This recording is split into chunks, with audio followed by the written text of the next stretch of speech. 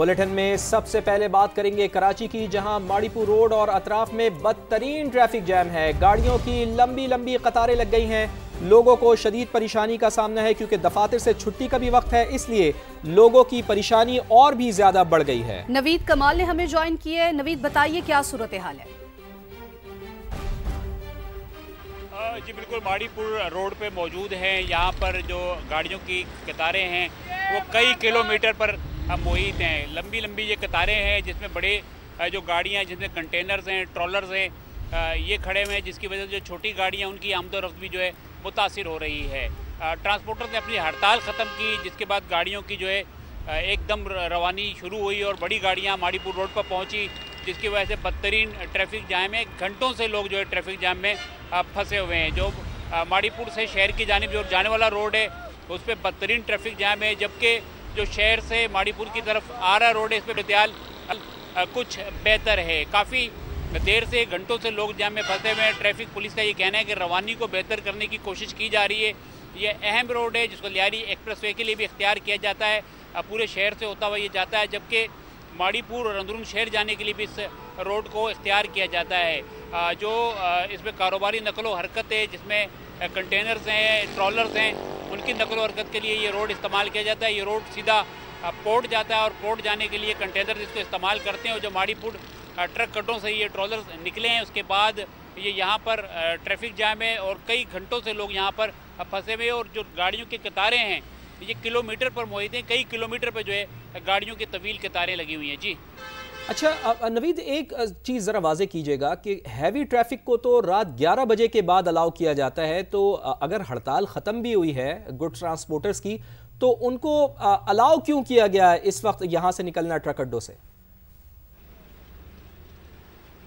जो heavy traffic की रात 11 बजे की जो पाबंदी है वो मखसूस शहरी इलाकों के रूट के ऊपर है। ये रूट चूँकि पोर्ट के लिए इस्तेमाल किया जाता है, तो ये जो रूट है इस पे ये वो पाबंदी लागू नहीं होती। ये कंटेनर जो है शाम 5 बजे के बाद ही यहाँ पर आना शुरू हो जाते हैं और रूटीन में जो है ये जारी रहते हैं, क्योंकि ये तमाम जो जोन है, ये रोड है, यहाँ से ये पोर्ट जाता है और पोर्ट के बाद जो है यही रोड जो है सनती इलाकों की तरफ जाता है। इस रोड पे ये पाबंदी बरकरार नहीं है। ये ट्रॉलर्स और जो कंटेनर हैं वो इनकी आमदोरफ्त इस रोड पर जारी रहती है। अच्छा नवीद, ये बताइए, वज़ीर आला मुराद अली शाह ने इसका नोटिस लिया और DIG ट्रैफिक को क्या हिदायत जारी की गई हैं?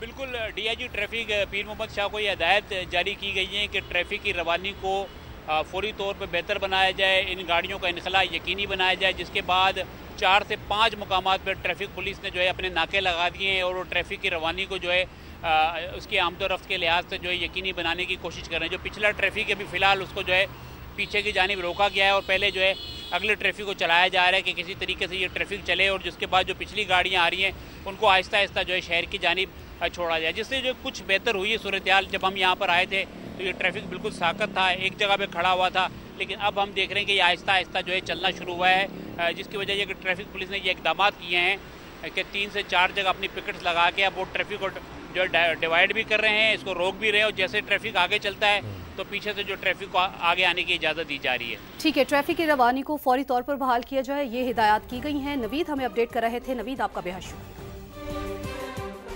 खबर है कि इस्लामाबाद हाई कोर्ट के जस्टिस तारिक महमूद जहांगीरी नाअहल करार दे दिए गए हैं। ओहदे से हटाने का हुक्म जारी।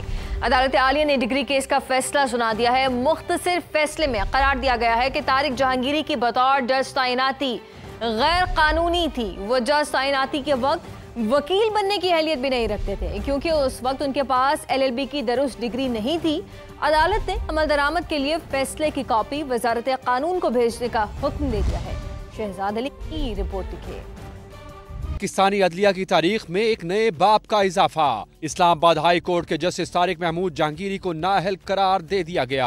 चीफ जस्टिस सरफराज डोगर और जस्टिस आजम खान पर मुश्तमिल डिवीजन बेंच का मुतफिक का फैसला। तारिक जहांगीरी को LLB की डिग्री जाली साबित होने पर ओहदे से हटाने का हुक्म दिया गया। मुख्तसर फैसले में करार दिया गया कि तारिक महमूद जहांगीरी बतौर जज हाई कोर्ट तैनाती के वक्त वकील बनने के अहल नहीं थे, क्योंकि उनकी LLB की डिग्री दुरुस्त नहीं थी। लिहाजा तारिक महमूद जहांगीरी की बतौर और जज तैनाती गैर कानूनी थी। उन्हें डी नोटिफाई करने और अमल दरामद के लिए अदालती फैसले की कॉपी वजारत कानून और इंसाफ को भेजने का हुक्म दिया जाता है।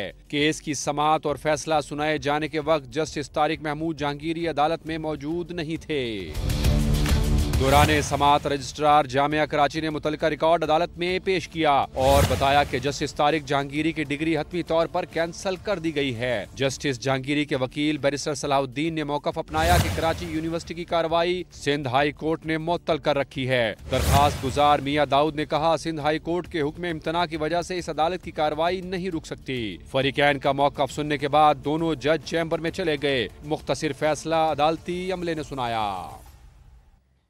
Justice Tariq Jahangiri degree case में दरखास्त गुजार और वकील मियां दाऊद कहते हैं कि जस्टिस तारिक ने जाली डिग्री की बुनियाद पर न सिर्फ बार काउंसिल बल्कि अदालती निज़ाम को भी धोखा दिया है। जाली डिग्री पर पहले वो वकील बने और फिर हाई कोर्ट के जज के मनसब तक पहुंच गए। हुकूमत को उनके खिलाफ जालसाजी का मुकदमा दर्ज कराना चाहिए।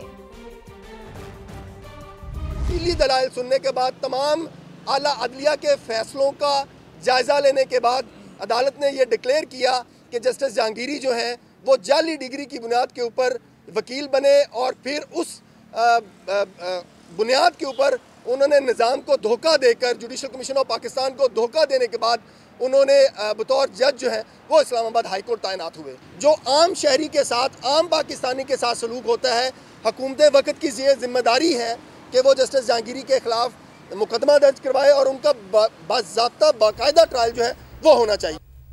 इस्लामाबाद हाई कोर्ट ने जस्टिस तारिक महमूद जहांगीरी को डिग्री केस में डी नोटिफाई करने का हुक्म दे दिया है। इसी पर बात करने के लिए हमारे साथ मौजूद हैं माहिर कानून याहिया फरीद, साजिद भट्टी और हारिस अजमत साहब। तो सबसे पहले बात कर लेते हैं कानूनी माहिर याहिया फरीद साहब से। याहिया फरीद साहब, समा को वक्त देने के लिए आपका बेहद शुक्रिया। कहिएगा, जज की डिग्री का जाली निकलना ये तो एक बड़ा वाकया है, क्या इससे साइलिन के एतमाद को धचका नहीं लगेगा? मेरे ख्याल में आज की जजमेंट एक लैंडमार्क जजमेंट है। उसकी वजह यह है कि जब भी जजेस की इंटेग्रिटी के ऊपर क्वेश्चन आता है तो पूरे अदारे के ऊपर सवाल उठ जाता है, क्योंकि देखिए judiciary is a secret and a sacrosanct institution. ये लोगों के ट्रस्ट से बनता है, लोगों के कॉन्फिडेंस से बनता है। अगर आम शहरी का एतमाद इन अदालती निज़ाम या इन अदालत के ऊपर नहीं होगा तो ये अदालत जो है चल नहीं सकती, ये अपने ऑर्डर्स को एग्जीक्यूट नहीं करा सकती। तो ट्रस्ट और कॉन्फिडेंस होना कि जो जजेस बैठे हुए हैं, ये इंसाफ देने वाले जो बैठे हुए हैं, ये खुद एक प्रॉपर सिस्टम के थ्रू जो है या इनकी रेपुटेशन का इंटेग्रिटी के ऊपर कोई क्वेश्चन नहीं है, ये बहुत इंपॉर्टेंट है। एक सवाल जो बहुत जरूरी है इस सारे के सारे मैटर में वो ये है कि जब judicial commission of Pakistan high court के जजेस की तैनाती करती है तो वो क्या डिग्री की वेरिफिकेशन करती है?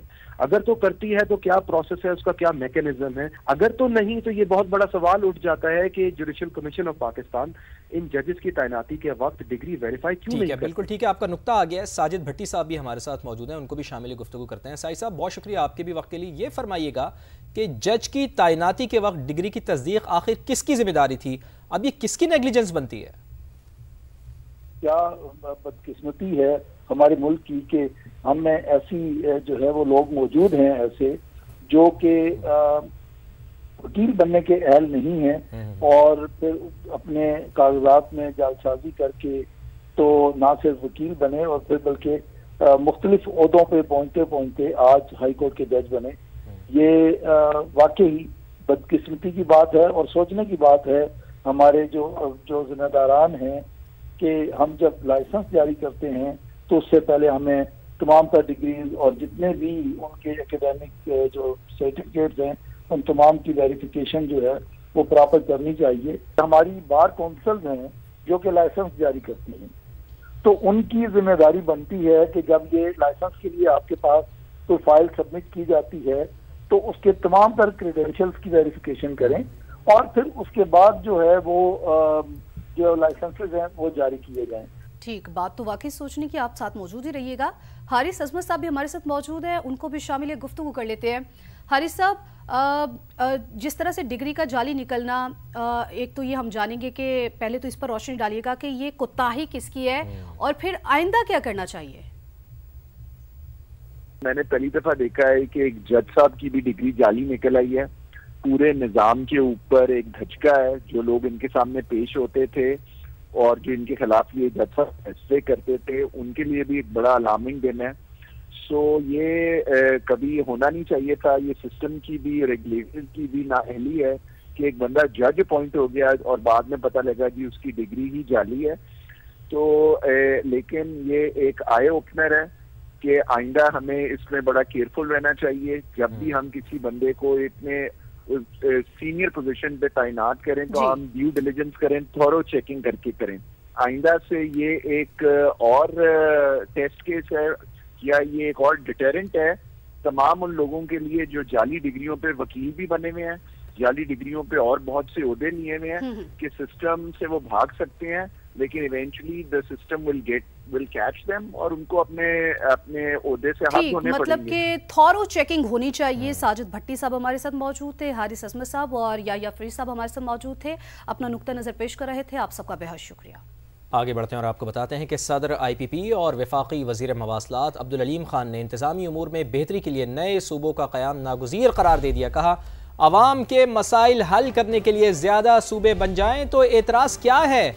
लाहौर में क्रिसमस की तकरीब से खिताब करते हुए वफाकी वज़ीर अब्दुल अलीम खान ने कहा, अपनी कुर्सी की फ़िक्र छोड़ो, अवाम पर रहम करो। हाई कोर्ट करीब होगी तो लोगों की दादरसी जल्द होगी। पुराने सूबों के नाम के साथ ही शिमाली और जनूबी लिखा जाए। नए सूबों की हिमायत पर MQM का शुक्रिया अदा करता हूँ।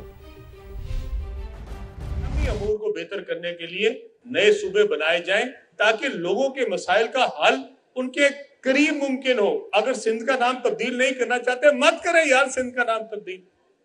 आप पंजाब का नाम मत करें तब्दील। हम नहीं चाहते पंजाब का नाम, हम नहीं चाहते सिंध का नाम तब्दील हो, हम नहीं चाहते बलोचिस्तान का नाम तब्दील हो। लेकिन जनूबी पंजाब में क्या हर्ज है, जनूबी सिंध में क्या हर्ज है, शुमाली बलोचिस्तान में, जनूबी बलोचिस्तान में क्या हर्ज है। अगर लोगों को मसाइल हल होंगे, किसको तकलीफ है इसमें? सिर्फ उन लोगों को तकलीफ है जो शायद समझते हैं कि एक सूबा रहेगा तो हमारी इजारादारी रहेगी। भाई अपनी कुर्सी की फिक्र ना करो। 80 साल होने लगे इस मुल्क में, खुदा के लिए रहम करो। बलोचिस्तान का एरिया देखें, 1100 किलोमीटर दूर से लोग चल के तो कोयटा पहुंचते हैं। 600 किलोमीटर से कोई आ रहा है, राजनपुर से, लिया से, रहीम यार खान से, उसको कितनी मुश्किलें आती होंगी। इसी तरह सिंध, अगर हाई कोर्ट वहां पे होगी तो क्या लोगों की दादरसी होगी या नहीं?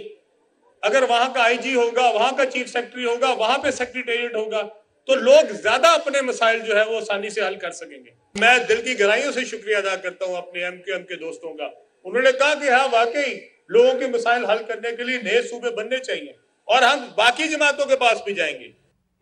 वफाकी वज़ीर मवासलात अब्दुल अलीम खान ने सोशल मीडिया पर पाक फौज के खिलाफ बात करने वालों को खबरदार कर दिया। कहा, सोशल मीडिया पर प्रोपेगेंडा किया जा रहा है, पाकिस्तान और पाक फौज के खिलाफ बात करने वालों की जबान खींच लेंगे। पाक फौज ने भारतीय जारहियत का भरपूर जवाब दिया। भारत के 7 जहाज गिराए, पाकिस्तान का एक भी नहीं गिरा। गिरने वाले राफेल तैयारों के नंबर भी सामने आ गए हैं। आज हम महफूज हैं तो पाक फौज की वजह से। सबसे पहले पाकिस्तान का नारा भी लगाया।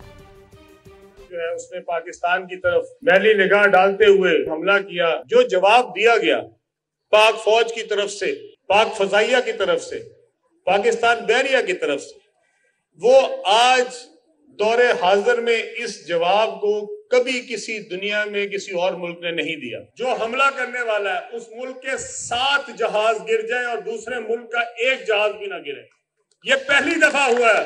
पूरी दुनिया में भारत जो है वो अपना मुंह छुपाता फिरता है। आज हम यहाँ जो इज्जत से बैठते हैं, आज जो हमारे घर महफूज है, ये पाक फौज की बदौलत। और आज ऐसे लोग भी हैं जो सोशल मीडिया पे बैठ के बक बक करते हैं। सियासत करें, सियासत करने पे कोई पाबंदी नहीं, सियासत को सियासी मैदान में रखें, सियासत सियासतदानों के खिलाफ करें। वो लोग जो आपके लिए कुर्बानियां देते हैं, अपने बच्चों की कुर्बानियां देते हैं, अपने सुहाग की कुर्बानियां देते हैं, उनके खिलाफ बोलने की कोई इजाजत नहीं है। पाक फौज के शहीद के खिलाफ जो बकवास करेगा हम उसकी जबान भी खींच लेंगे। सबसे पहले पाकिस्तान है और सबसे पहले अफवाज पाकिस्तान।